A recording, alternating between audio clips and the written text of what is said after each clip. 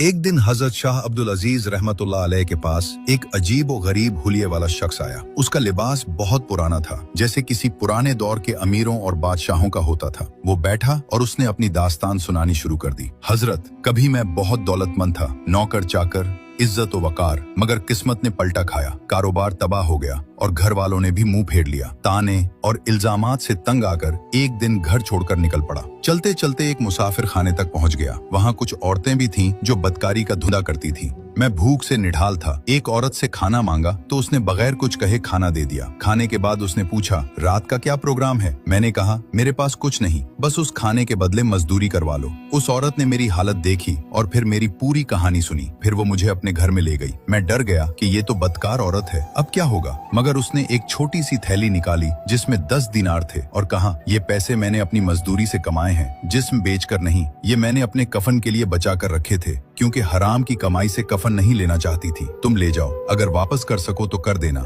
वरना ये मेरी तरफ से सदका समझ लेना। मैं वो पैसे लेकर निकला। अल्लाह ने बरकत दी। एक अमीर आदमी के यहाँ मुलाजमत मिली और देखते देखते हजारों दिनार का मालिक बन गया। कुछ अरसे बाद उसी रास्ते पर निकला तो सोचा उस औरत का एहसान चकाऊं। मुसाफिर खाने पहुंचा तो पता चला कि वो जिंदगी और मौत की कशमकश में है। मैं उसके पास गया और कहा, अब मैं तुम्हारी मदद करूंगा। उसने मुस्कुराकर कहा, अब मुझे कुछ नहीं चाहिए, मैं तौबा कर चुकी हूँ। बस एक काम करना, मेरे मरने तक यहीं रहना और उन्हीं 10 दिनारों से मेरा कफन लेना और फिर मुझे दफना कर चले जाना। वो इंतकाल कर गई। मैंने उन्हीं पैसों से कफन खरीदा और फिर उसे दफना दिया। रात को मैंने देखा कि पैसों वाली थैली गायब है। मुझे लगा शायद कब्र में गिर गई होगी। सुबह उठकर कब्र खोदी तो हैरान रह गया। न लाश थी न थैली, बल्कि एक दरवाजा था जो एक शानदार महल की तरफ खुलता था। अंदर दाखिल हुआ तो वो औरत तख्त पर बैठी थी, शहजादियों की तरह सजी हुई। मैंने पूछा, ये सब कैसे? उसने कहा, मैंने अल्लाह के लिए एक मजबूर की मदद की थी, उसके बदले अल्लाह ने मेरे सारे गुनाह माफ कर दिए और ये मकाम अता किया। अब जल्दी जाओ, बाहर निकलो,